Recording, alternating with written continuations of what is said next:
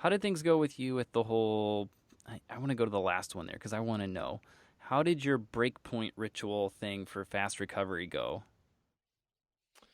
Well, this is something I still need to kind of figure out, but this is what I've discovered from watching my patterns, and this seems to work pretty well. Is that in any given day, I will go to several different locations. And so, what I'll do is I'll focus on a project, like maybe I'm working on a video for Asian efficiency, and I'll spend sometimes a couple hours doing that specific task. And then when I get done, I will actually go somewhere else. So to a coffee shop or to my offsite office or to the library, but just getting a change of scenery really helps me. And for whatever reason, it seems like the travel time in between there is kind of at least what I've conditioned myself to do is my breakpoint ritual. And like I said, I just kind of noticed this pattern and recognize that it does seem to be working at least to some degree, but I'm going to try a few things to tweak it in the future. So we may have to follow up with this one again, but Okay, that's kind of where that's at.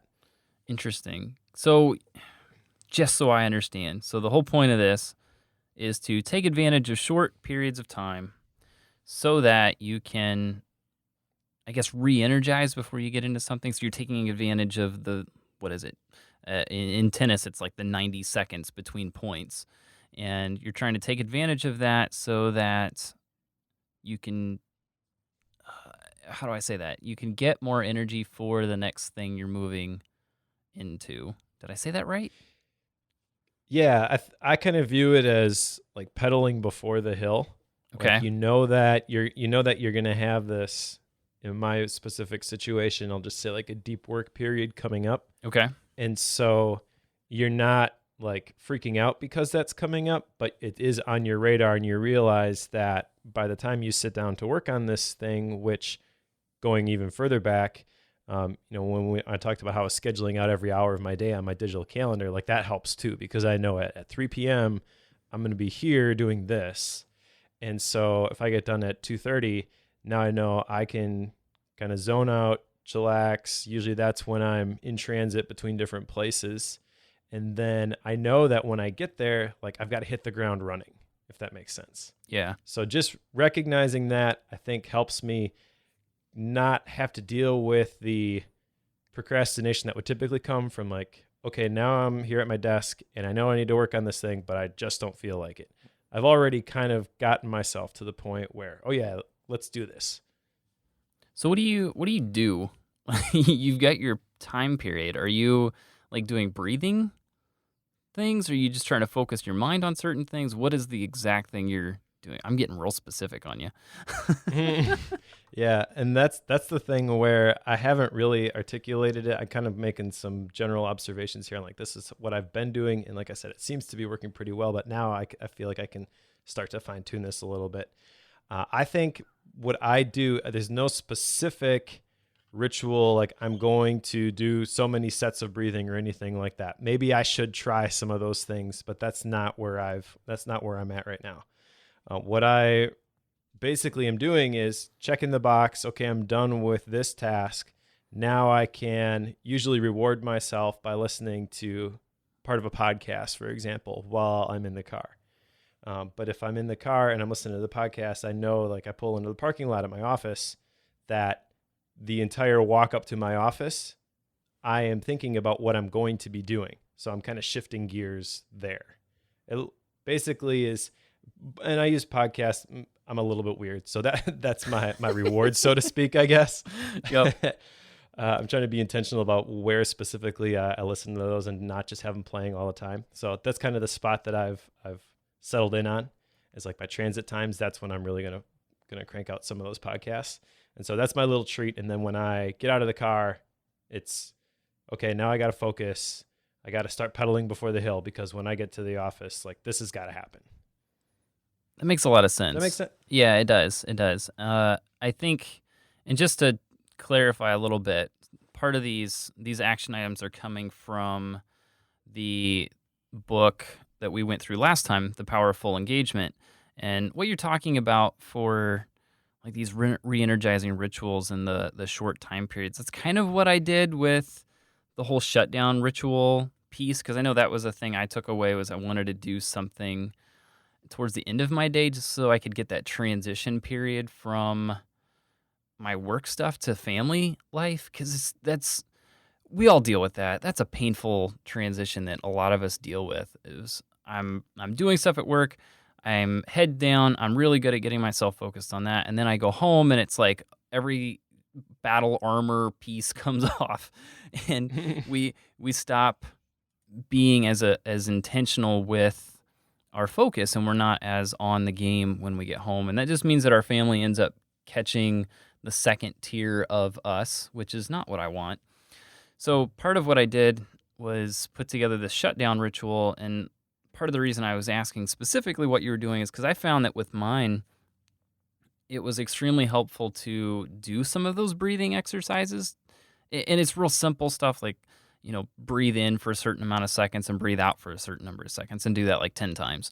And it's crazy to me how much that little adjustment can make a big impact whenever it comes to going upstairs, because it's 7 steps up the stairs to to home.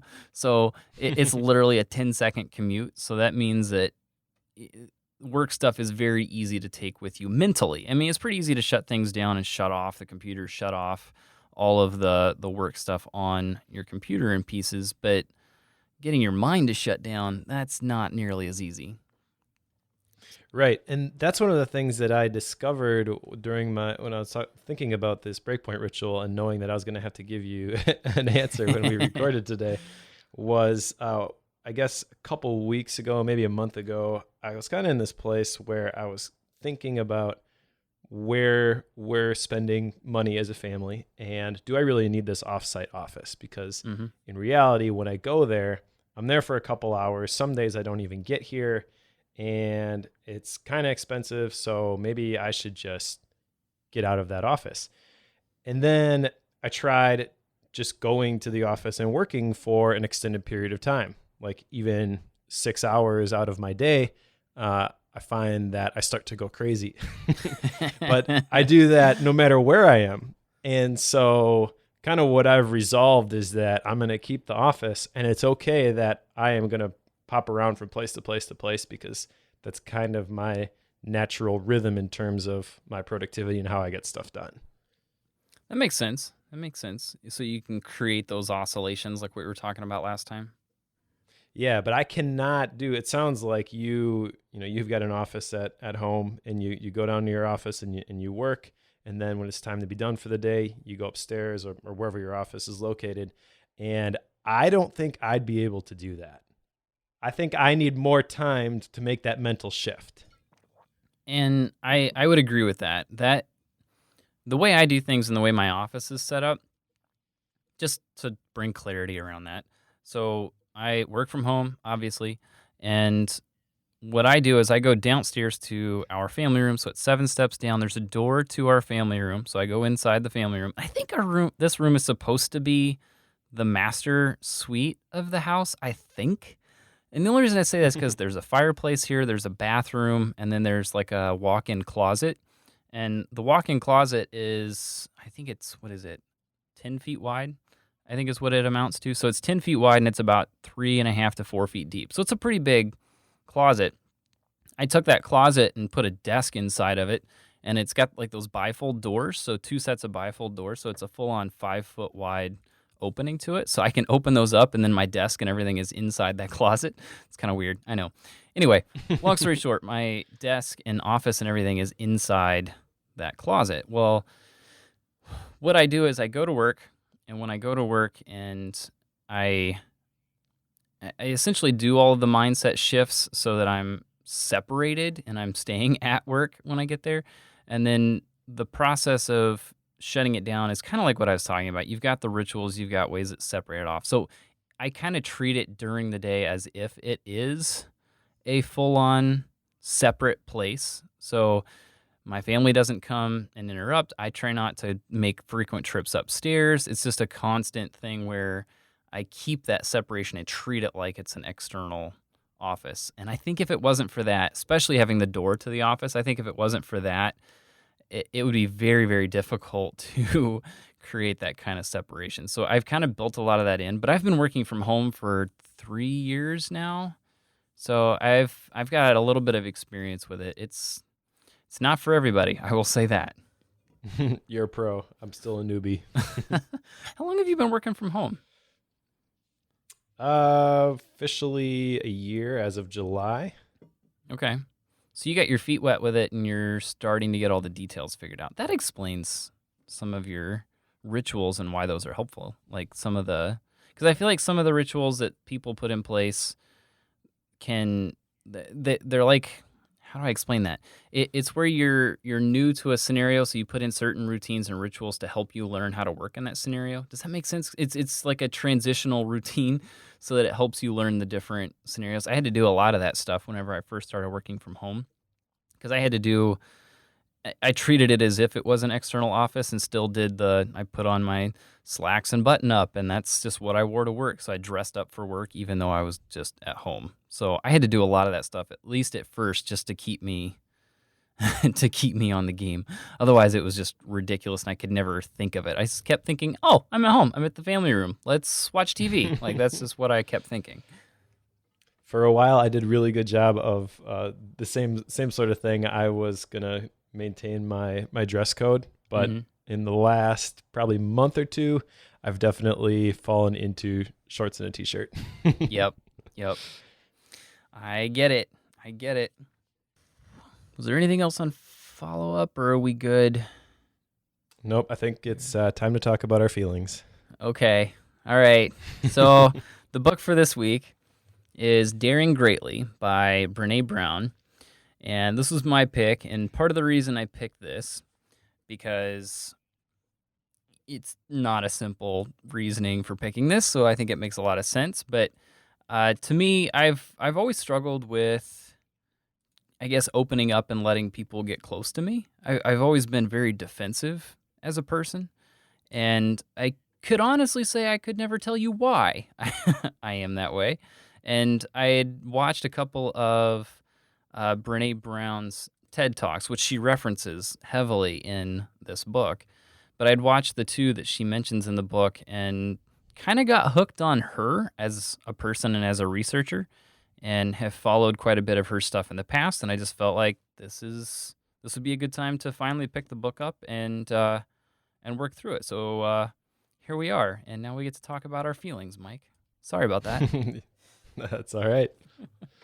I have not watched the TED Talks, by the way. So you mentioned that she has a Texas accent, but I did not hear that as I was going through the book. Yeah, see, if you're going to pick this up, if you're going to read it, I do highly recommend that you watch those TED Talks, because this whole time, I have some friends who are in Texas, and I have worked with some people in Texas, and I love the Texan accent. I cannot tell you why. I just know that I do. And listening to Brené and her talks immediately meant that as I was reading this book, I was hearing a Texan accent the whole time. It was awesome and made it a lot of fun. I go to Texas fairly frequently, but I go there to meet with the Asian efficiency crew. So Tan and Zach definitely do not have Texas accents. I don't think I could see Tan with a Texan accent. I could see Zach picking one up over time, but yeah, maybe. I don't think I'll ever hear Tan. No. In that way. But anyway, let's see. So yes, I recommend watching the TED Talks as kind of a precursor to this, because it will also make some sense because she references those quite a bit in the book. And I think it makes a lot of sense to see the two that she presented before you read the book, because there's a lot of the references that I think she makes in the book that seem to come more to life. To me, they did. I read one of the scenarios to my wife, and it didn't make any sense to her at all. So it made me wonder if the TED Talks were required watching before this. But I don't know. You'll have to let me know what you thought. Well, Brené references other books that she's written, the TED Talks, other places in this book a lot. In fact, my wife sat next to me one night when I was reading this and just read over my shoulder for a couple pages. And she made the same mistake I did and thought that Brené was actually a guy for some reason. Ah. And she said, this guy refers to himself way too much. And it didn't really bother me, but a casual observer's opinion, I guess. There were a lot of citations of different articles that she did and other books that she's written. So I kind of feel like this book is a little bit different in that most of the books that we tackle are on like a specific topic. And maybe that's just the way that a lot of the people in the productivity space anyways, or the leadership type books that we would typically read. Maybe they get, a book deal and they're going to write this book about this specific topic, and then they're going to move on to the next thing. It really seemed like for Brené, when she was writing this book, it was the culmination of the evolution of her journey, basically everything that she's gone through to get to this point. And so she's building off of all these other experiences, all these other things that she's built and written over the years. And I think that's actually pretty cool. I like that approach rather than just, okay, now I'm going to talk about this topic and then later on I'll talk about a different topic. Yeah, that was one thing that because I haven't read her other books, obviously. So that meant that there was a lot of the stuff that she brought up that I found myself clipping or hunting down some of the articles that she was talking about so that I could go look them up later. So I found myself doing that quite a bit, and I'm okay with that. I think that's okay to have some of that. I will agree that she did do it a lot. I don't think she did it excessively, though. That would be at least my opinion. I don't think she did it excessively. But to me, it was helpful to think of it that way of this is a culmination of multiple years. What was it, 12 years of research, I think is what she said. So it's a lot of research that's gone into this particular book. So I think it's well done. Yeah, I agree. And I like a lot of the things that she referenced and brought into this book. I really like the excerpt she clipped from Theodore Roosevelt's talk at the very beginning. I actually shared that in a class that I taught over at our church the other day on creative thinking. Should I just read through the quote real quick? Yeah, I think so because, well, Okay. That's where the term daring greatly comes from. And Right. it culminates a lot of what she talks about in the entire book. And I think there's a lot of value in the quote itself. And there's so much of what we're hopefully going to be going through here that this will bring a lot of that to light, I think. And it'll be something we can reference for the rest of this. Okay, cool. Yeah, this quote is awesome. I need to get this framed and put somewhere. I took that as an action here. It's like, I want to get this framed. So the quote goes, "It is not the critic who counts, not the man who points out how the strong man stumbles or where the doer of deeds could have done them better. The credit belongs to the man who is actually in the arena, whose face is marred by dust and sweat and blood, who strives valiantly, who errs, comes short again and again, because there is no effort without error and shortcoming, but who does actually strive to do the deeds, who knows great enthusiasms, the great devotions, spends himself in a worthy cause, who at the best knows in the end the triumph of high achievement, and who at worst, if he fails, at least fails while daring greatly." And that's from Citizenship in a Republic by Theodore Roosevelt from April 23rd, 1910. In Paris, France. I missed that part. It's okay. It's all right. No, I love this, especially the beginning of that second paragraph. The credit belongs to the man who is actually in the arena. And part of the reason I bring that up is that as people who create things for the internet, and we create these things and we produce them and we kick them out, it's very easy to get large amounts of criticism online.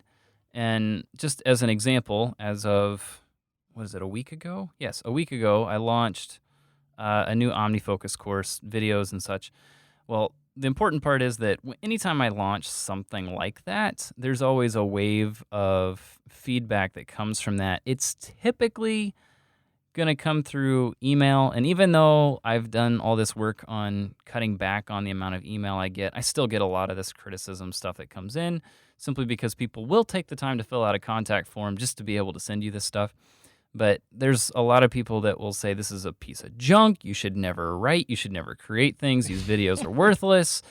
And most of the time, in this case, I would say all of the time, that feedback is coming from people who either, one, they're anonymous, or two, they've never created a video or a website in their life, and three, have no idea what they're talking about. So in context of this quote, these are people, they're not in the arena. They're not in this whole creative world. And what that ultimately tells you is that and I'm generalizing here, of course, but when it comes to these trolls, it's a lot of people who just they're not happy with where they're at in life. They're not happy that someone did something that they feel like they could have done. So the only thing that they can think of to do is to lash out at the person who did it. And I think Brené talks about this quite a bit with this whole vulnerability thing, because it's something that you have to put yourself out there. You have to continue creating and continue pushing to do things. And it's okay if people are upset about it. Just because they give you some negative feedback doesn't mean they actually know what they're talking about, and it doesn't mean that you should trust them either. Right. Don't trust the shame trolls. It's true. It's true. Yeah, the beginning of this book was very War of Art-esque. Yeah, I thought the same thing. Yeah. Yeah, so it kind of harkened back to reading that book, but there was one phrase in particular that I really, really liked about to be creative, we must be vulnerable. You had brought up vulnerability, and that was obviously a big theme throughout this book. But the thing I wrote down was shame leads to fear, leads to risk aversion, and risk aversion kills innovation.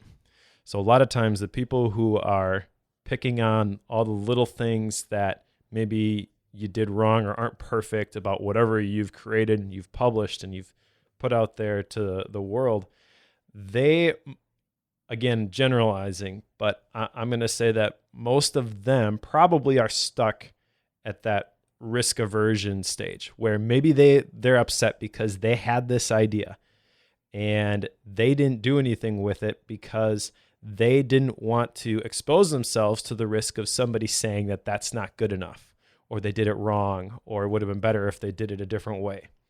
And that kills innovation. And I think that's really sad. I think there's a lot of people, even people that I've known in my own life, who have had ideas for things, and they'll tell me, I'm like, hey, yeah, that's a really good idea. You should do that. And then they never actually do it. And a lot of times I think about, like, well, what is the difference between somebody who publishes or creates something and somebody who just has all of these ideas? And Stephen Pressfield would say they give into the resistance. But I think that this phrase really articulated it for me, that they experience shame, they experience the fear, but really the root of it is that risk aversion, where they just want to play it safe and they just want to do what they know to do, and they want to stay inside their comfort zone. You know, that they don't want to dare greatly, as Theodore Roosevelt would say. I think this is interesting because there's a lot of this out there. It's very easy to find people who are, we talked about this last time a little bit too, of people who are just really upset with their work and they're not happy with what's going on, and then they don't do anything about it. They don't put together a plan on how to change it. They don't do anything to, why are you here? What is your mission? What would help you get fully engaged with everything that's going on? They don't want to ask those questions. And one thing that she brings up here is this concept of exhaustion as a status symbol. I mean, when you talk to people, how many times do folks say that, how are you doing? Oh, I'm busy. And, I'd rather be busy than bored. Like, you hear that type of thing quite a bit. And it makes me wonder if we're not hiding behind busy. I don't know if that's a good way to say that or not, but it seems like to me that there's a lot of folks that could do a lot of really good things, but like you're saying, there's a lot of fear with putting yourself out there, and there's a lot of anxiety that can come from creating and putting things out in the world and dealing with the potential for negative feedback, like what I was just talking about with all the crazy emails and crazy people. Dealing with that is not fun. You just have to learn how to have a wall in that arena. But we hide behind this preconceived notion of I'm busy, so therefore I'm in a good place, and we're all busy, and that means that if I'm busy, I'm getting somewhere. It just seems like that's the end all be all is to be busy, which makes zero sense whatsoever. Yeah, and there's a whole section at the end where she really kind of unpacks that. But from what you're talking about, still at the beginning of the book, I think the way she phrased it was scarcity, where it's never enough. And she uses some examples like I didn't get enough sleep, I don't have enough time, etc. And so I kind of view the busyness that people will put themselves under as an attempt to accumulate enough of whatever the monetary medium is that they think they need in order to be successful. But the reality of it is that no matter how much of that stuff you accumulate, no matter how much sleep you get, no matter how much time you have, if you aren't enough now, you're never going to get to that point where you are satisfied. We're never enough. Like, it's just the way it is. I think that's what she's getting Right. at. Is it's very easy to think internally of I'm never gonna do this right. Like take since we're talking about this OmniFocus course, the one thing that I fought with that was David Sparks has his screencasts out on OmniFocus, and that, like what I did, is probably technically a direct competitor to that, which is no small thing when you have someone as great at screencasting as Max Sparky. And it's very easy to take a look at the things that he has done and then try to compare yourself to that and say, I'm never good enough, so what's the point in even trying? So it's very easy to take a look at that and think, well, why would I even put myself out there? Because there's already great things out there. This is, take it to the next level with the trolls. Like, this is exactly what they're coming up with, is they most likely, and again, I'm generalizing because I'm not going to spend time trying to figure out what every troll is thinking. But my generalization, say that right? Generalization of people who will send that type of feedback is that they don't feel like they're good enough to do something, so they don't. And then they're upset about it, and then their negative feedback is a way of making themselves feel better. So I get what you're saying with you really got to put yourself out there, and a lot of this arena and a lot of this never good enough thing is very easy to overtake us and keep us from doing anything important. But she does talk about the scarcity thing quite a bit. I had to kind of think about what does she mean by scarcity whenever it would come up quite a bit, because to me, I don't think of scarcity that way, of I'm not good enough or I'm not something enough. And it just threw me off a little bit just as a mental nomenclature thing. Sure. Well, have you ever been into video games? No, I haven't. No, I never Okay. have. People always, oh my Maybe gosh, you talk about negative feedback. I am not a gamer.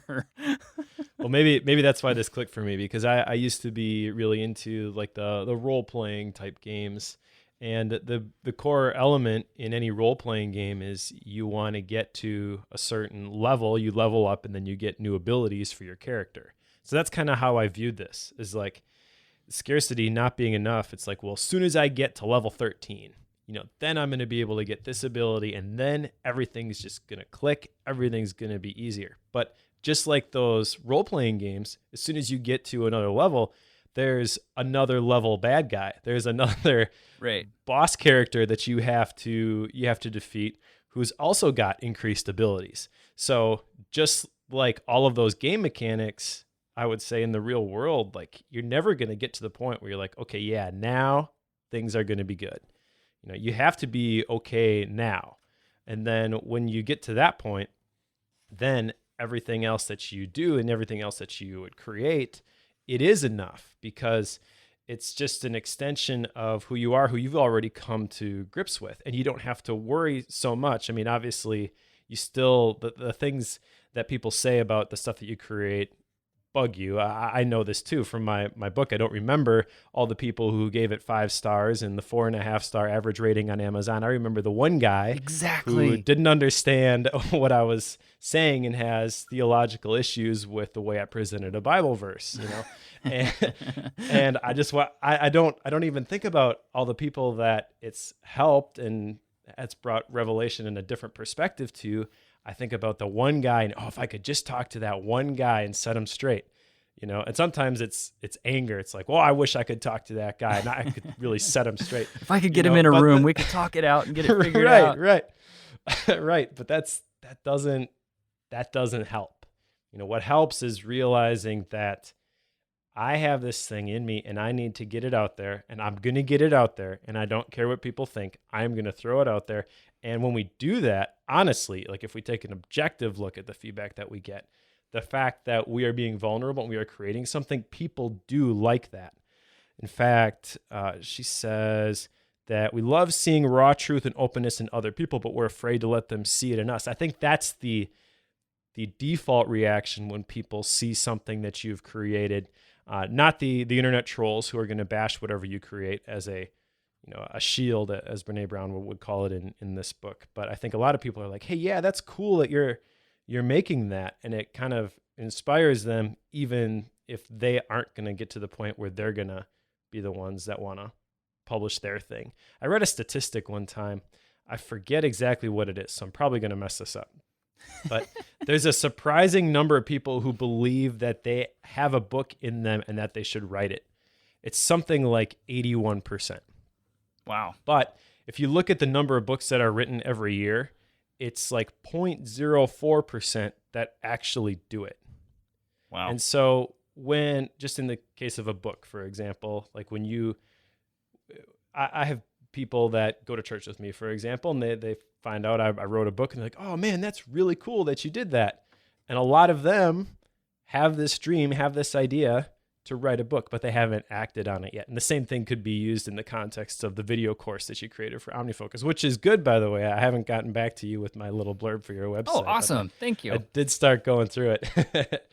And so I think whatever the medium or the arena is, the principle is still the same, that just when we reconcile in our heads that this is who we are, our strengths, our flaws, whatever, and I'm going to use what I have to create something, then most of the people are going to look at that as a positive thing. And hopefully it's going to inspire some of them to take the step and overcome resistance and get whatever's in their heart out into the world as well. I do this a little bit with some folks that I've talked to about this podcast, about we sit down, we talk about a book, and it's a book that we've read in 2 weeks. And usually the response I get from that is, what, you read a book in 2 weeks? And it's just this, seriously, you did that? And if you stop and start quizzing about it and just start, do the math on it as far as how much time does it actually take to read one, and how far do you have to read each day to do it? Well, depending on the length of the book, it's usually somewhere between 15 and 20 pages a day. I mean, which is not a lot. I mean, if you take 20 to 25 minutes in a day, depending on how fast you read, you can read, enough to read a book in 2 weeks. At least that's my perspective. And whenever I bring that up to some people and say, this is how much time I spend on it, it's really not much. It's really small. And the reason I bring that up is that it doesn't take a whole lot to do something big if you just chip away at it a little bit at a time. We've talked about this before multiple times, of just building the habits and do the little things day in and day out, and you eventually come up with something big. And I try to tell that to people time and time again, and it just seems to go in one ear and out the other. It's just like, it's not hard. It's really not. You're just thinking about it wrong. You have this end goal that's way too big in your mind, and you're thinking you have to sit down and read a third of a book in a day. You don't have to do that. It's not that difficult. You just need to make sure you have a dedicated time for it every day and make it a priority. I mean, it's that simple, but it's that difficult at the same time. Yeah, and I think like reading a book, you have a pretty good idea of there's this many pages, I have to do this much each day. But when it comes to creating something like your course, for example, it's hard to articulate soon as this thing is done, then it will be finished. It's hard to estimate the scope, in my opinion, of a lot of those projects because as you're working on it, stuff will pop up, stuff will change. You might get in the middle of it and Omni releases a new version and everything changes, all your screenshots, all your videos, like there's a new look now, so you've got to redo them all. And I think that when it comes to creating something like that, like you said, the key is to show up every day and just chip away at it. But it's a decision every single day then to be vulnerable. Because the definition of vulnerability that she uses in the book is uncertainty, risk, and emotional exposure. So to show up every day and say, I'm going to devote some time to this, I'm going to devote some effort to this, I'm going to put my heart and soul into this thing and not know exactly what the end product is going to look like, that's really hard for some people. I think for me, the OmniFocus course is a good example. And I don't mean to be, for the listeners, I'm sorry that we keep talking about it. This is not a promotional thing. This is the latest thing I did.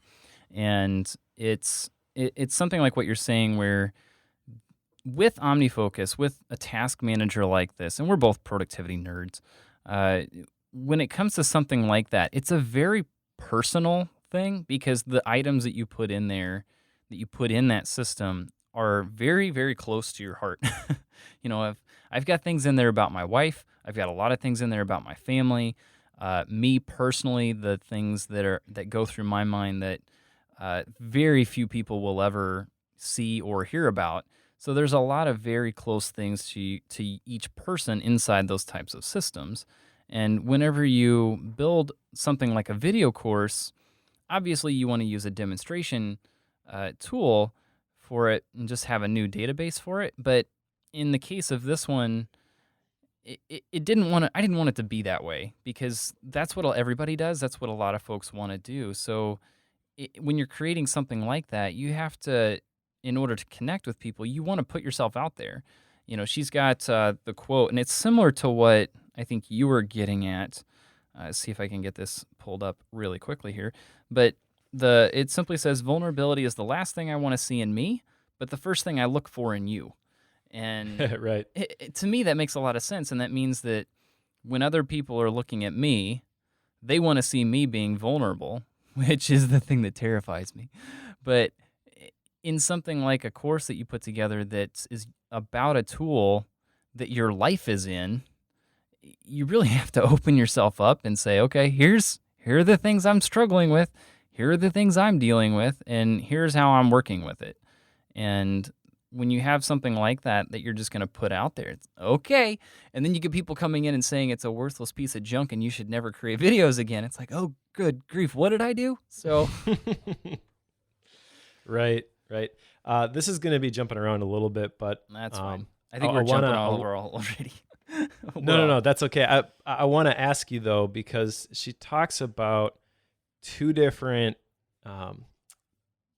ways that people will appear to be vulnerable, but she says it's not really vulnerability. And I think it applies to what you're talking about with all of your examples inside of whatever you're going to create. And again, just use the OmniFocus course as an example. So there's the floodlighting, she calls it, where when you floodlight, it's almost like you're oversharing just to kind of throw stuff out there, and it can kind of be overwhelming to people at some point.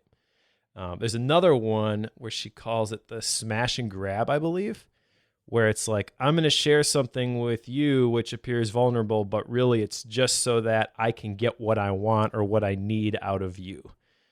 And I don't think that what you've done with the course is either of those things, but maybe it's worth taking a moment to kind of unpack those and kind of explain like what the difference is between doing it in an authentic way, because she talks about how like you want to share your story, because when you share the story, you control the ending, as opposed to almost a manipulative way of appearing vulnerable that's not vulnerability, if that makes sense. Yeah, no, I think that makes a lot of sense because those two in particular are ones that I know run fairly rampant in social media because people like to say, well, here's my awesome meal that I had. Tell me how awesome you think it is. Like there's some of that. Or Right. here's a tragic thing that happened to me that to a lot of people probably wouldn't be tragic. So you're just looking for some feedback. It kind of becomes a way to escape a lot of your own true feelings about something just because you're trying to get everybody else's feedback and try to make yourself feel better with what they are saying, as opposed to just coming to grips with how you truly feel and just being open with the people close to you. So broadcasting things doesn't work. That's kind of a what's she call it, oversharing. There's another name that she Right. uses. She uses a lot of names, I think, for some of the same things. But with the course, the one specifically that you brought up, the smash and grab, where you're putting something out there and then hoping to get a lot of quick feedback on it, trying to manipulate very quickly and pull something from it. I tried specifically with the course not to do that one, simply because I know that is one that I think for me, if I just let my mind run rampant, I would tend to lean towards that. So I have to be very careful with that one, and I'm aware of that. And the way that I combated that with the course, because with something like that, it's very easy to put something that's somewhat controversial in a video and to just see what people say about it, just to try to get some of that feedback. So you're trying to elicit some of that negative potential feedback that can come with it. So to prevent that, that was one reason I chose not to allow any sort of discussion or commenting on the site, which is that's a challenge. That was a problem for me because I wanted some way to get feedback from people on if they had questions, but at the same time I don't want to be I don't want to use it as a medium to try to show off Joe. Do you get the difference there? Like Yep. I'm trying to get feedback on how do I make this better, or is there a better way to explain this and not show off? So I have some ways that I've done in the past with using forums and dropping comments on it and creating whole discussion sites behind sites like that. And I know how to do that. It's very easy to do. I can spin it up in 30 minutes and it's done. And it's not a big deal for me, but I specifically chose not to because of that issue. And I did not want to go down that path. Right. I think that that particular approach, and I think the term she used for that is floodlighting, but maybe that's a different one. I would argue that it really has to do with the intention behind what you are sharing. I do think that it is possible in a public forum to be vulnerable and share a story with the intention and result of being able to help other people who are in a similar situation. But the motivation behind it can't be for personal gain. So I guess an example of that would be I'm going to air all of this dirty laundry on social media or on my blog or whatever, with the hope that people will come and comment and say something like, oh, it's okay, it's really not that big a deal, or you don't have to feel so bad, or this sort of thing happened to me, instead of trying to help other people, you're trying to help yourself in that instance. I think that's the key there. Would you agree? Yeah, I think it has to do with the story piece because there's so much of look at social medias and look at the length of these posts. And whenever you're just trying to air dirty laundry and you're trying to get a response from people, it seems like to me, and this I have zero data on this. It's not even in the book. I don't know where I'm getting this, other than just a feeling. It seems like to me that the shorter the post, the more likely it is that someone's looking for a response. And again, I might be completely Yeah. off on that, but the ones where it seems like the person is extremely open, they're very vulnerable, they're being very authentic, it's a full on, hundreds of words, maybe thousands of words that they're putting into it, multiple pictures that explain it. There's more depth to it to try to give a lot more of the backstory as opposed to just look at what happened to me. There's more detail that comes behind it, so you can understand it in more detail and not just throwing it out there. Am I off, Rocker? No, no, I think that the shorter posts that are designed to elicit a lengthy response, though, I think I might classify that as like a smash and grab, where she even uses the story in the book of like a typical burglary, a smash and grab burglary, where people will just smash the window and they'll grab whatever is valuable in sight. So especially in the social media or the online world, I think it's definitely possible that you would throw something out there with the knowing that this is going to break some windows, this is going to tick some people off, and then trying to benefit from the resulting brouhaha and the conflict that ensues by dragging things out of people, maybe for the intention of using it against them at a future date. I don't know. I mean, the motives there can be, there's probably a lot of different unpure motives that can come out of that. But I think of all of the things that I see, especially on social media. When I read those two extremes in terms of things that look like vulnerability, but they're not vulnerability. And it really just made me look at that stuff in a different light and really kind of dig deeper and look at the motives behind it. In the past, I would just kind of like gloss over that stuff and I don't want the drama, But now it's almost kind of sad when I see some of those things, because I feel like a lot of the people that I know that share that type of stuff, they're not necessarily doing it because if you were to ask them, that they want the reaction that results from it. On a psychological level, I think they're kind of conditioned to do that because any attention is good attention, maybe. But like, if you were to really dig deep, do you realize what you're doing? Oh no, I didn't ever really intend for that to happen. But it's like, well, what are you doing? What are you posting this for? Of course this is going to happen. Like, I think that there's a lot of people who are just kind of stuck in this because they're craving that connection that comes from real vulnerability, but they can't find it anywhere. As an example, with social media, like the average person, I forget what the statistic was, but they've got hundreds of Facebook friends, quote unquote, which maybe we don't even want to go there because I can get pretty passionate about that subject. But those aren't really your friends. You're not going to call up those people when you have a fight with your wife, and they're not going to talk you off the ledge, so to speak. Those are just people that you've known in your past who probably there's a good chance you'll never actually physically talk to them again. And I forget, again, the statistic. I should have looked all this stuff up.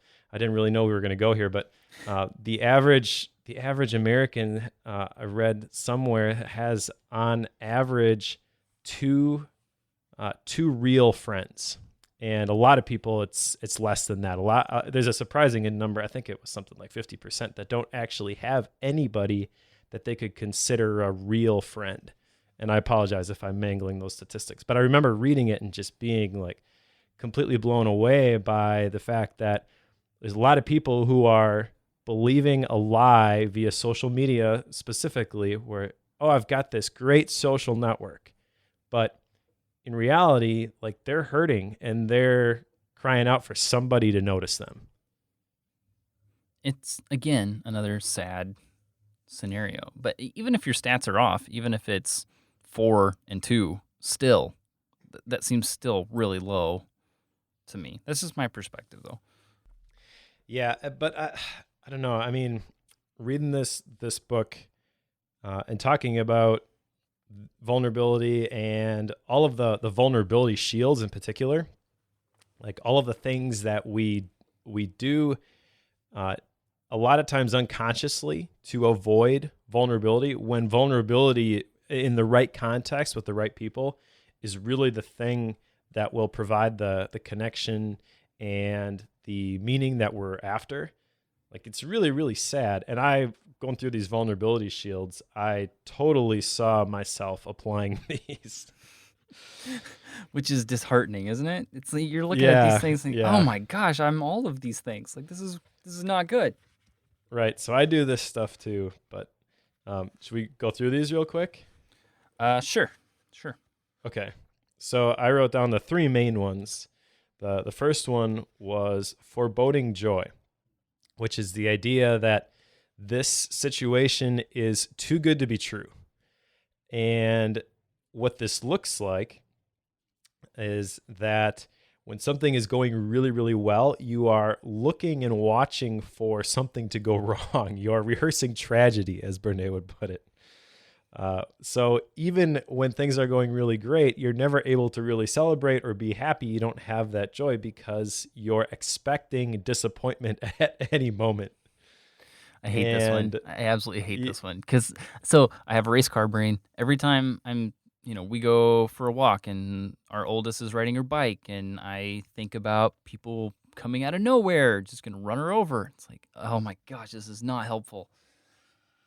Yeah, no, I do the same thing too, though. But the solution to this is actually something that I have started applying in my own life before I started reading this book. And the solution is to practice gratitude. One of the things that we have done, me and my wife, is we have on Sunday nights after we get back from church, we have our family meetings. And we will go over the calendar. We'll go over the menu sometimes, so like what we're going to cook for meals throughout the week. And once a month, we'll go over the budget as well. And then we will usually go for a walk, take the dog for a walk, and we will practice gratitude. And we will talk about one thing specifically and the other person that we are grateful for from the last week. And that has made a huge difference, I can tell you. Doesn't seem like a big deal, but it really is in practice. Like, especially I think for Brené talks about in the book how women experience shame in their appearance, but men experience shame in their weakness or their lack of strength. I think that just from my own experience with my wife, if I am not telling her that I'm thankful for the things that she is doing right, she can tend to focus on the negative things because, again, I have trouble practicing these things as well. I forebode joy, and I tend to focus on the things that go wrong and how do we fix this. But that really helps her. And also, it's obviously nice to hear from your wife the things that you've done right as well, or the things that she's grateful for in you. Yep.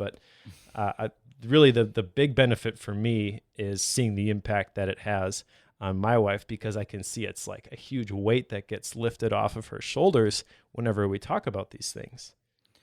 I thought it was interesting that Brené brought up that she didn't even research men at the beginning. She thought it was a women's thing. Right. I thought that was kind of funny, but she tells some very emotional stories about how she came to some of these revelations, and they can strike you. I mean, going through the process of how she learned how men experience shame as opposed to women, it'll make you stop and think, but it's not something that you would assume very easily. But it's one of those myths that are out there, is that men shouldn't experience shame, and it's just not the case. It's definitely prevalent.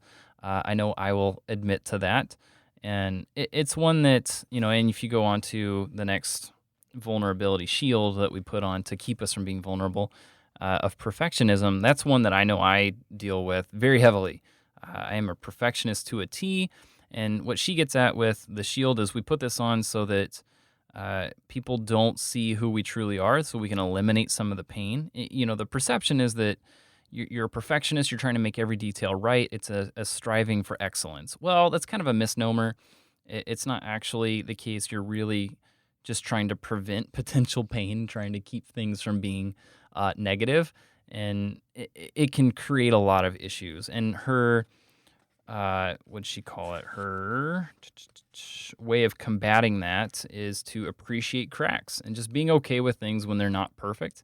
And when it's that simple, when it's something that's just like, okay, just be okay with this, but I'm not okay with that. Like, it doesn't work that way. But I get what she's saying, where you have to just be aware of where things are not going to be absolutely to a T, and then just learn to appreciate the beauty in some of those shortcomings. Yeah, and I think that because I definitely suffer from this one as well, where I want things to be perfect. I want whatever battles I fight to be perfect. But the truth is that even if you win the battle, sometimes you're going to have scars. And when I read, appreciating the beauty of the cracks, that's kind of how I thought of that, is appreciating the beauty of the scars. So you ship this OmniFocus course and it's not perfect and people are pointing out all the things that you messed up on. That's okay. You at least shipped something, and the fact that you have a whole bunch of haters, that's okay. Those may be scars, but it shows that you've fought resistance and you've won. So the scars, I think a lot of times, like we want everything to look perfect on the outside. We want everybody to think that we've got this all together and that we don't hurt, we don't experience shame, we don't experience fear, fatigue, any of these quote unquote negative emotions, which she really dives into with the book, with specifically men, that it's okay to have some visible signs, some visible remnants of some things that haven't gone perfectly. And looking back at my own life, I can see the things that have scarred me and the things that have hurt, because maybe sometimes it's my own fault, even where like I just didn't handle the situation well. But I've learned from those mistakes and I've become a better person by not just pushing past those things, but actually taking the time to reflect and look at those things and glean the lessons that were there. That specific thing right there, that was really hard, but it really didn't need to be. So next time when I'm in that situation, next time I launch a video course, next time I write a book, I'm going to take this approach. And just the fact that we've gone through those things and we now have a personal story, we have a testimony, we have a message of how we overcame that. When we can share that with other people, when we appreciate the beauty of the cracks, when we appreciate the beauty of the scars, and we can communicate that in a way that's not like we were talking about the false vulnerability, that can really inspire people. Yeah, I think there's a lot of value there, because that not being perfect, this goes back to what we were saying earlier. People look for vulnerability. They want to see it in you.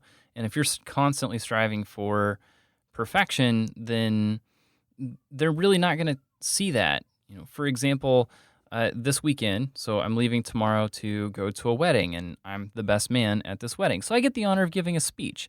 I have zero problems being in front of people. I'm perfectly okay giving speeches, but there's always this thing in the back of my mind of what happens if I stumble over my words, or I said something wrong, or what if I accidentally kick the chair and fall over? Like, what do you like? These things run through my head constantly, and just knowing that stuff does happen, and it's okay. And if people see stuff like that, as long as you recover and you can, do the whole self-deprecation thing, as long as you're okay with it, they're okay with it. They're going to be looking for you to admit it and not, get upset and pout and get off the stage and throw a fit. Like, they're not looking for that. They want you to, step up and be vulnerable in that situation. And if you're constantly striving for the perfection of how you're going to do something like giving a speech at a wedding, you end up giving a really terrible speech, because you can never actually let loose and let yourself come through in what you're saying. So I think there is a lot of value in letting the cracks come through.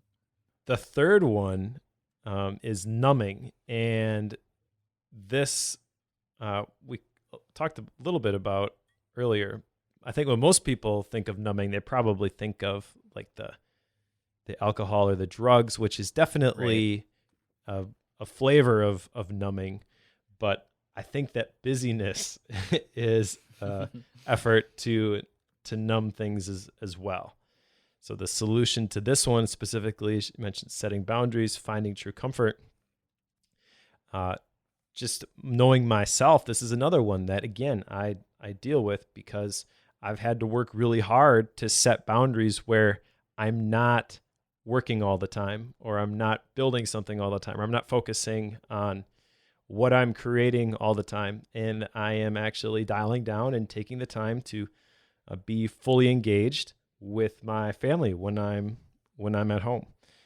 And she's got a quote in here that I absolutely loved. She mentions the hustle for worthiness.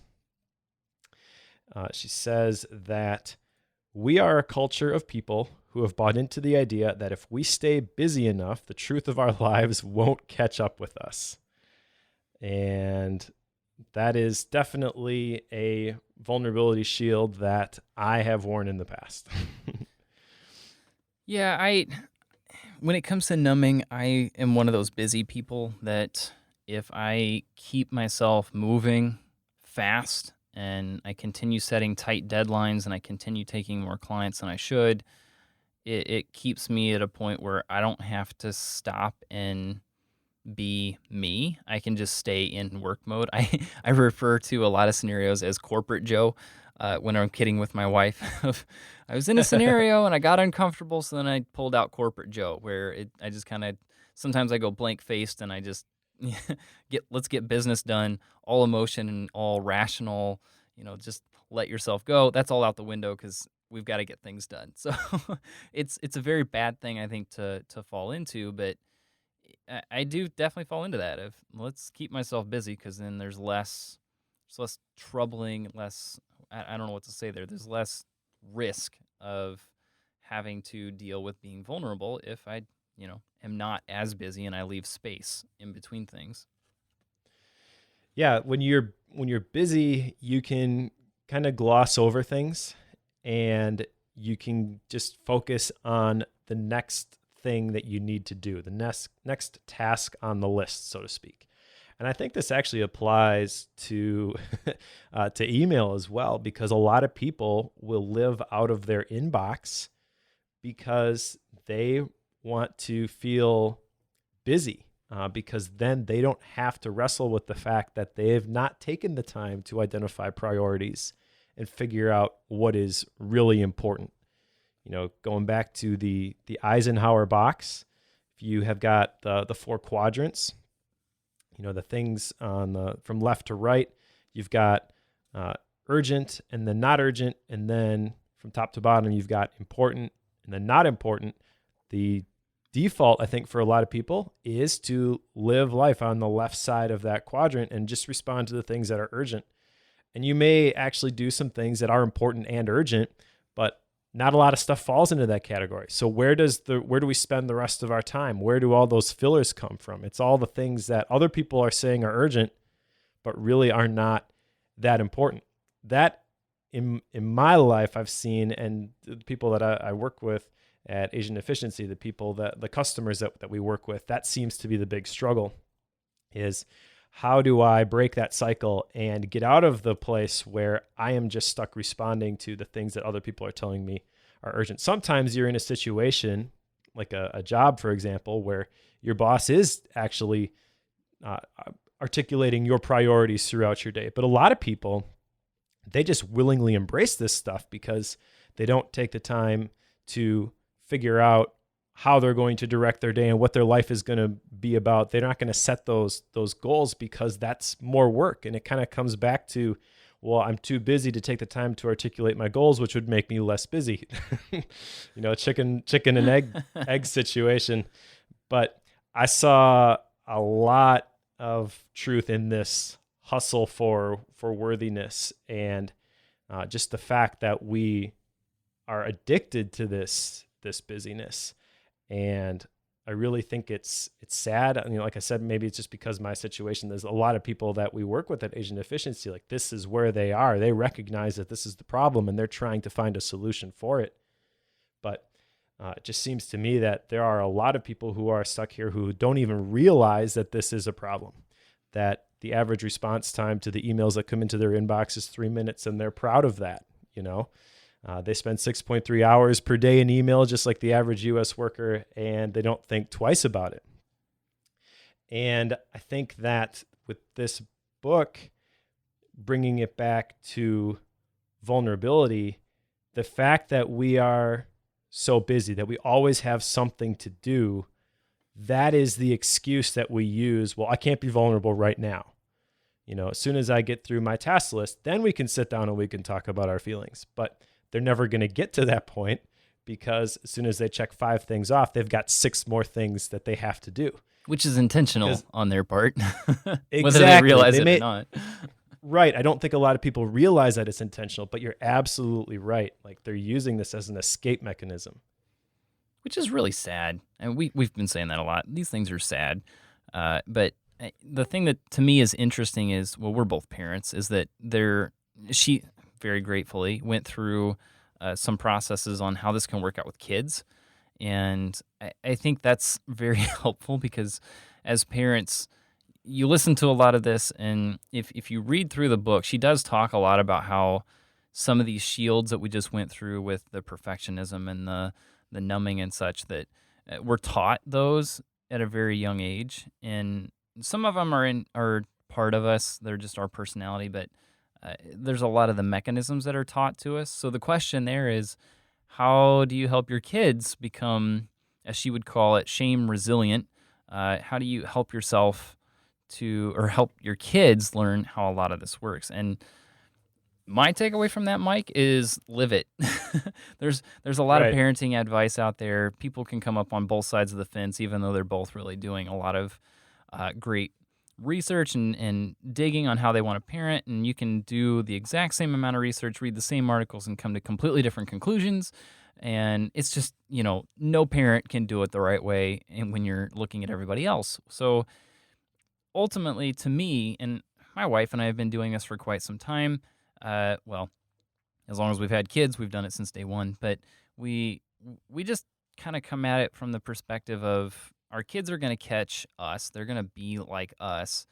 If I want my kids to be successful and to have a certain character trait, I just need to live it. Like, I need to be that. And if I'm not going to be that, if I'm not willing to be that, how can I expect them to be that? So the ultimate, for me anyway, of how I took a lot of this away from the book was just live it and be this, and talk to your kids about it, and just explain to them what you're doing.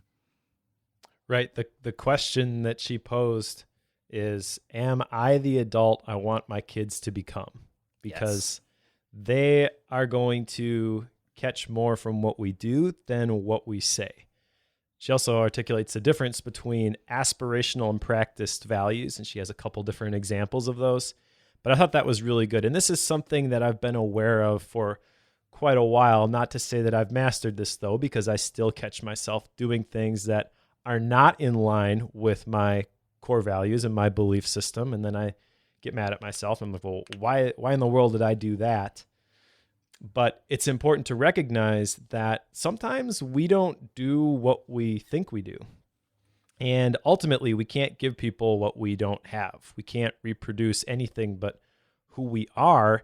And Brené talks about how that naturally will lead to disengagement when we try to do that. When we try to tell our kids that you shouldn't smoke, you shouldn't drink, but they see mom and dad smoking and drinking, then that leads to disengagement, because we have, in her words, broken the social contract. And I believe it's because that we tend to judge others by what we see. We judge others by their actions, but we judge ourselves by our intentions. So we can justify it in our own head, saying, well, I want to quit smoking. I want to stop doing this thing. I want to stop getting mad and yelling at my kids, whatever it is, fill in the blank. And it's just something that I struggle with, but other people, especially your kids, they're not going to catch that. They're going to catch what you actually do. And another thing that I really got out of that section of the book, which I thought was awesome, was sitting on the same side of the table. As a parent, the tendency can be to go into, I'll just call it like teacher mode, where you're at the front of the class and they're sitting in their desk, and this is the way things are. Columbus sailed the ocean blue in 1492. But what's really effective is changing the seating dynamic. And she even tells a story of how she got a bad grade. I forget what the class was, but she went in to talk to her teacher about it, and she had rehearsed in her head about how mad she was going to be, and she pictured her professor sitting behind her big desk, and she was going to say these things. And then she got into the professor's office, and they met at this table in her office, and the professor sat right next to her, and it completely disarmed her, threw her all off. And so that's something that I definitely want to implement and practice in my relationship with my kids as well, is not trying to just fix things.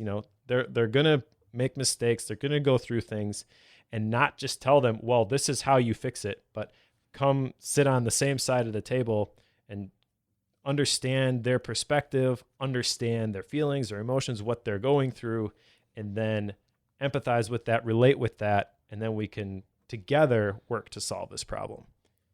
I'm looking at our action items, and I can tell just by looking at what we wrote down that the primary impact that this book had on us was our relationship with our kids. Because I think a lot of this is just one of those, you got to it's an understanding. Here's how you can see this part of the world in your own life. I don't really think there's a bunch of, with something like Getting Things Done, the book, Getting Things Done, there's a lot of action items that you can take from that. There's a lot of things that you can try to implement in your life after reading that. This is more of a just understand how people operate type of book. And it's just it can change a few things, which is what we've got written down here. But I think a lot of it is just, here's how life works. There's a lot of this.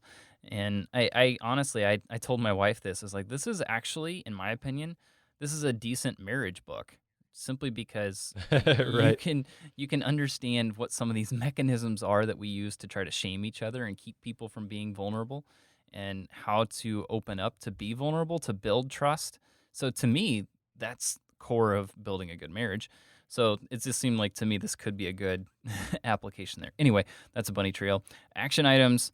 It seems like all of ours apply to kids. And the one that I wrote down is a change from using the term "you are a blank" to "you've made certain decisions" or certain type blank choices.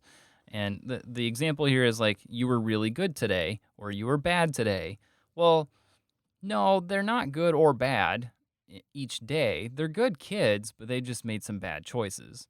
And understanding the difference there, and just helping them see that you're a good kid. I love you. You're a great kid. You've just made some bad decisions here, and trying to separate the "you are a something." So they're separating the difference between the shaming mechanism of "you're a bad person" to maybe just the guilt side of it, of this is just a bad choice that was made. Do you get the difference there? Because it's ultimately the difference between how you perceive yourself and how you perceive the actions that you've taken. So that's something I want to try to implement with my kids, just helping them see the difference in those two, because I don't want them to, obviously, I don't want a parent using shame. So that's the big change that I took away from this. Right. Yeah. No, I definitely understand that, and that's something that we we do all the time with our boys. Is they're pretty crazy, and they do some things that sometimes you're just like, why in the world did you ever think that was a good idea? How did you get that idea? Right, exactly. And yeah, so one of the things we say all the time is, like, when we are correcting them and they're getting upset because they're being corrected, is like, okay, so how you respond right here is really important. Like, make a good choice. You don't have to be upset about the fact that you were corrected.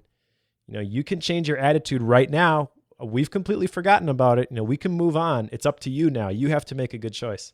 So yeah, definitely that's really important. And then backing up just a little bit, you mentioned that we're all of our takeaways tend to be with regards to parenting. I think that's because parenting is the easiest everyday application and practice of the vulnerabilities stuff that Brené is talking about in this book. Oh yeah, they force you I mean, into it. Right. I mean, kids are vulnerable. They're going to wear their heart on their sleeves. And so you have to match that as a parent. Like a lot of the stuff that's in this book, you will have relationships where there will be times when entering into vulnerability the correct way is going to be appropriate, and you're going to be able to practice this stuff. But if you're a parent, you can do it in 10 minutes as soon as you you go Right. downstairs. Yep. So it's instant practice, and it's an important job. I mean, like, you are shaping the lives of these little humans who you are responsible for keeping alive. It's my fault if they're yeah. Right. So for me, there's a responsibility with that too, where like, I don't want to mess this up. If there's a better way to do this, I am going to try and do the better way. I may suck at it, and I may make mistakes from time to time, but I'm going to own those mistakes, and I'm going to be vulnerable. I'm going to be authentic. And when I make a mistake, like, one of the things that I'd really try to do is, when I make a mistake, I tell my kids in front of my wife, Daddy was wrong. Daddy made a mistake. Mm-hmm. But anyways, rabbit trail. My my takeaway here it's a small one, and I mentioned already, some of the things that I'm gonna try and implement. But the one thing that really hit me was, she talked about how when she sees her kids, when her kids come into the room, she wants her facial expression that they see very first thing to be positive. She wants it to be joy that they are now in the room. And because I've got 4 crazy boys at home, I tend to, they come running into the room. I tend to, during the headlights, eyes real big, like, don't break anything, So I definitely see myself responding negatively sometimes. It's not even really negative sometimes, but it's not the positive. And I do want to cultivate that. I want my kids to feel welcomed and feel happy when they are in my presence. And so my facial expressions are definitely one of the things that I can do to cultivate that. So that's one of the things that I want to change. I started doing this one whenever I read that part. I read it that morning, and then I did it as soon as I saw the girls next. And my girls are young enough that a lot of communication is through body language to them. The way that you smile, the way you act whenever you come around, especially our oldest, I can communicate things with her and never say a word. Like, it's very easy to do with certain kids, and I think our kids are very sensitive to that. And what I found was that I was the same thing as you. They would come running, and they're girls. They're not, they're not rambunctious boys. They're careful with the way that they run, so they rarely run into things, Mike. I don't really deal with that at all. But yet I'm still anxious whenever they take off running through the house.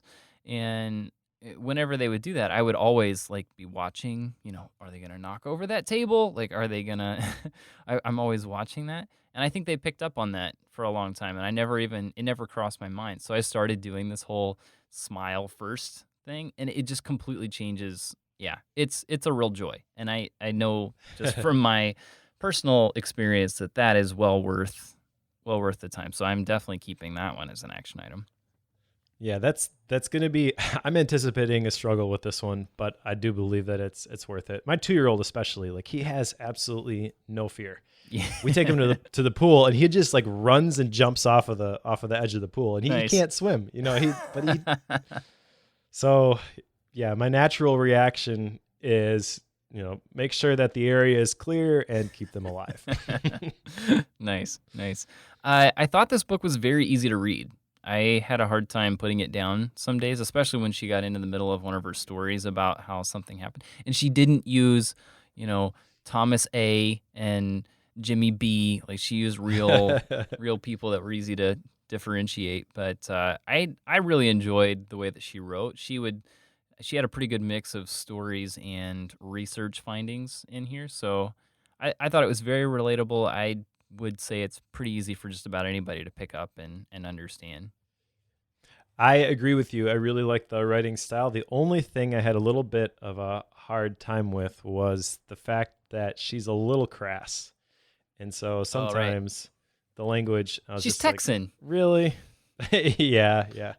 I don't know. I had the same issues though with the War of Art with Stephen Pressfield, but I don't know. It felt a little bit different of an application. Like with Stephen Pressfield, you could tell that sometimes the words that he used, he weighed them very carefully, and he used them specifically to make an impact. Whereas here, it just seemed more like everyday conversation. Um, Definitely, some other words could have been used, and that Yeah. type of stuff bothers me sometimes. So Yeah. No, I get you. And I am not. I would say I'm not as sensitive to that, partially because I grew up on a farm and I've worked with farmers for a long time, and I hear that type of stuff a lot. So I'm not fair as enough. sensitive to it. So there are definitely times when I'm reading something, or I'm reading something out loud, and it doesn't even cross my mind sometimes, Mike, and I'll say things, and it's like, oh no, the girls are in the room. Like, okay, all right. So anyway, long story short, I don't think that I don't think that really strikes me the way it does with you, but that's just differences in backgrounds, I think. So ultimately, I found it very easy to read, but some of the points, I think, to your point, were maybe a bit crass, as you're saying. But ultimately, I think what I came down to for a rating is about 4.5. I would put it at. I don't think I would go clear to the 5. Not really sure why. It just doesn't seem like it has the full-on 5-star effect is what some of the other books that we've read has. That's my one and only rationale. You can pick me apart on that one, but that's, I think, where I'm going to land. No, that's completely fine. I really enjoyed the book. It was very different than a lot of the other books that we've read, and I struggled with some parts of it, but I really did like the content, really did like the writing style. Like I said, the language sometimes was enough to kind of snap me out of the flow of what she was trying to communicate. So I'm gonna say 4 stars. Awesome. So we got a 4 and a 4.5 overall. Decent book, I would say. Good book, I would say. Yeah, definitely recommend it. So what's... I don't have the list in front of me. What comes next, Mike? Up next is Start With Why by Simon Sinek. And this was my choice. And then after that, we've got The Innovator's Dilemma by Clayton Christensen, which is your choice. So Simon Sinek, he's another one of these TED Talk guys. So do you think we should... I've seen his TED Talk. Do you think it's one of those where you need to watch the TED Talk before you read it? I'm not sure. To tell you the truth, I've not seen his TED Talk. I tend to not be a big video guy. I don't know why, but I just never really connected with that. So I've read one of his other books, Leaders Eat Last, and absolutely loved it. So, and I've heard from a lot of people that Start With Why is even better. So Cool. Excited to jump into that one. Awesome. I'm probably going to watch it because I like TED Talks. Gives me an excuse. Yeah. So if you have any other recommendations, dear listener, for books that you want us to read, we actually have a page on the Bookworm website. So if you go to bookworm.fm, there will be, I believe, a button on the right-hand side to recommend a book. Otherwise, you go bookworm.fm/recommend, and you can put in the book title. And also, we've got a list of all the books that we have read, as well as all of the upcoming books. So if you go to bookworm.fm/books, you can see all of that as well. And that book list also has some of these recommendations that we get in. So whenever those come in, I tend to add them to that list right away because I set it up so it's really easy to do that. But yeah, if you recommend a book, it does get added out on that book list as well. And also, if you would go out on iTunes and leave us a review. I know we say this a lot. We've said it, I think, most every episode at this point. But it does help a lot.